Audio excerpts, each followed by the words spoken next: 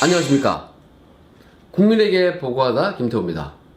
오늘 말씀드릴 내용은 제가 한참 폭로했던 그 힘들었던 시기, 그 시기에 저희 심정과 뒷이야기를 하고자 합니다. 그리고 그 과정에서 제가 왜 얼굴을 공개하게 됐는지 그 얘기를 하고자 합니다. 작년 12월 14일 첫 폭로를 하고 나서 한 1월 말 2월 달까지 제가 정말 어마무시하게 폭로를 했습니다. 국민에게 사실과 진실을 알렸습니다. 난리가 났습니다.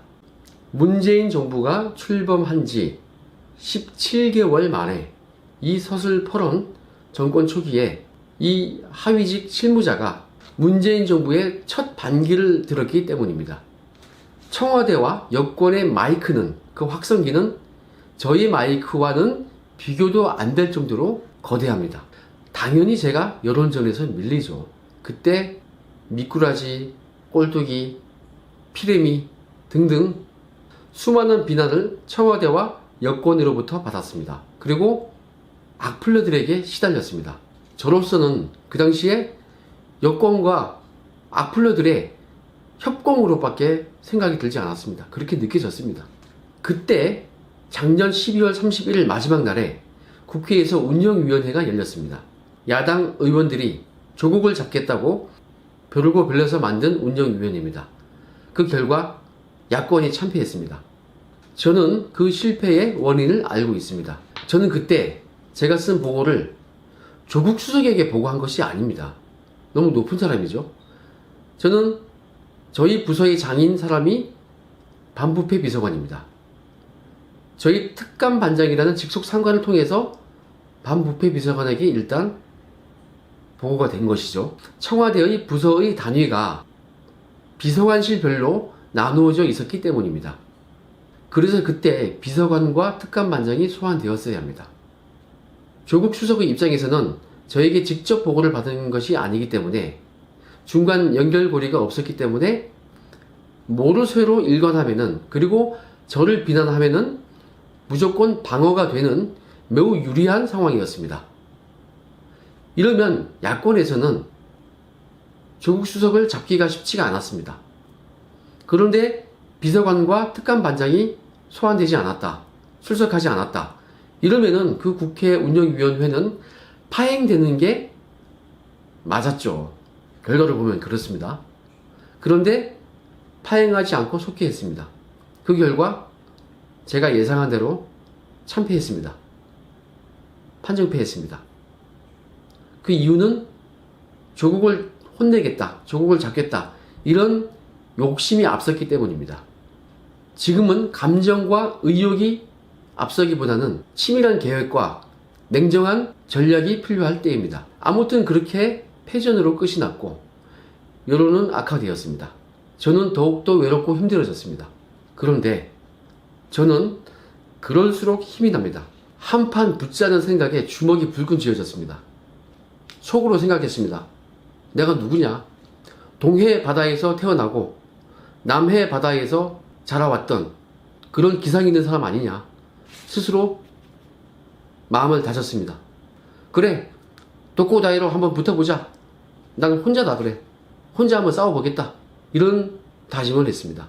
그래서 새해가 오고 1월달이 되었을 때 저는 더욱더 강하게 폭로를 했습니다. 그러자 대통령 비서실장 임종석이 저를 공무상 비밀 누설로 고소를 했습니다.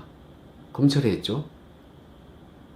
그 이유는 아마도 이렇게 하면 제가 입을 닫을 것으로 생각을 했던 모양입니다. 그런데 어떻게 했습니까? 제가 더 세게 했습니다. 더욱 제 결의를 다지게 만들었고 더욱 힘을 냈습니다. 저는 그런 사람입니다.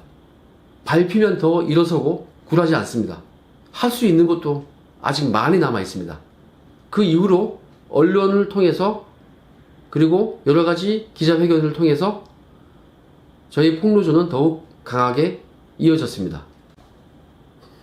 그러던 중에 서울 동부지검으로부터 연락을 받았습니다. 참고인으로 출석을 해달라.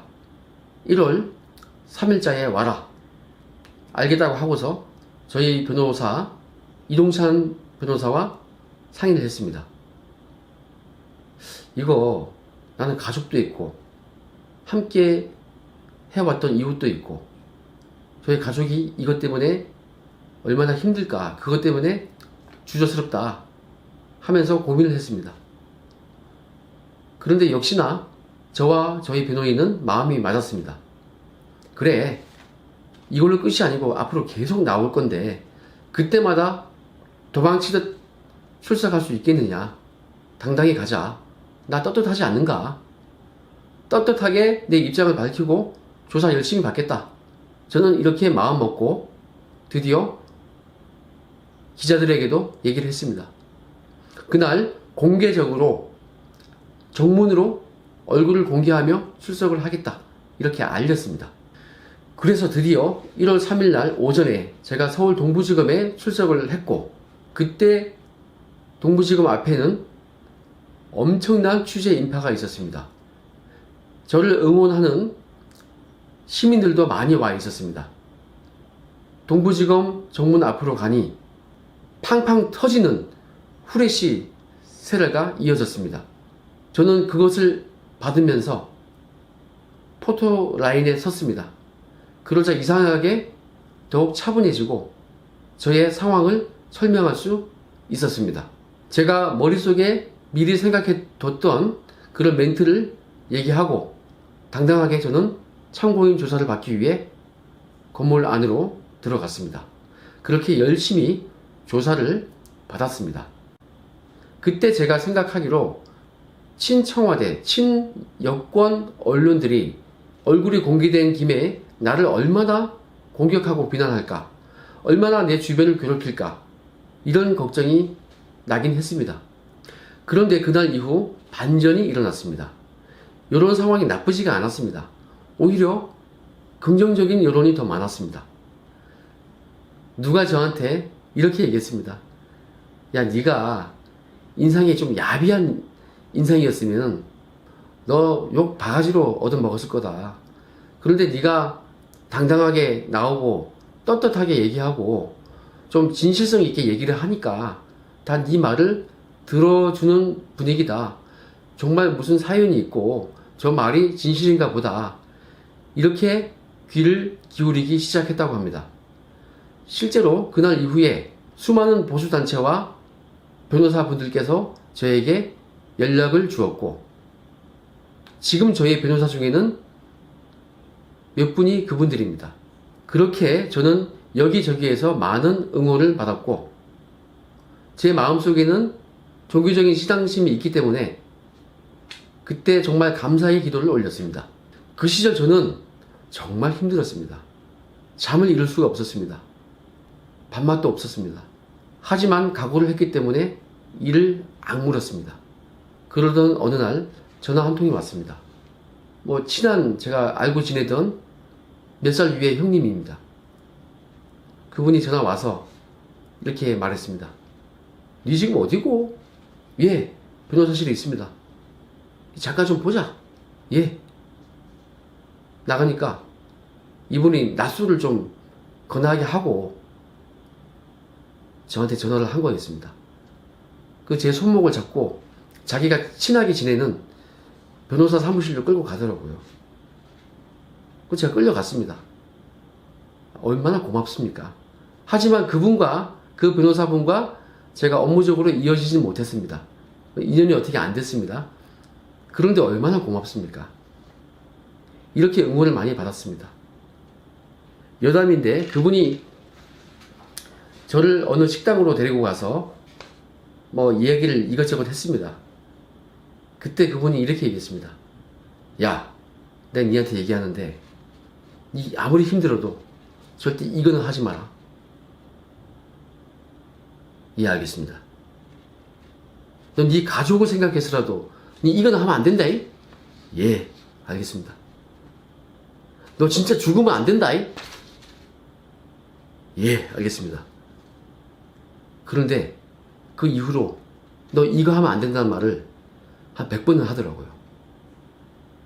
그때 제가 이런 생각이 들었습니다. 이거 나보고 그냥 이거 하라는 건가? 이런 생각이 들었습니다. 이건 여담이고요. 그만큼 그날 이후에 저를 걱정해주는 분들이 너무너무 많았습니다. 아무튼 그런 어려운 시기를 지나서 제가 지금 이렇게 유튜브를 방송하고 있습니다. 반문, 반청와대의 기치를 들고 철저히 맞서고 있습니다. 여러분, 저에게 힘을 실어 주십시오. 이 공익제보센터 정말 의미 있는 일을 하고 싶습니다. 정말 열심히 하겠습니다. 팩트를 기반으로 철두철미하게 검증하겠습니다. 저를 응원하시려면 구독과 좋아요 이 방법으로 도와주십시오. 오늘 방송 여기까지 하겠습니다. 감사합니다.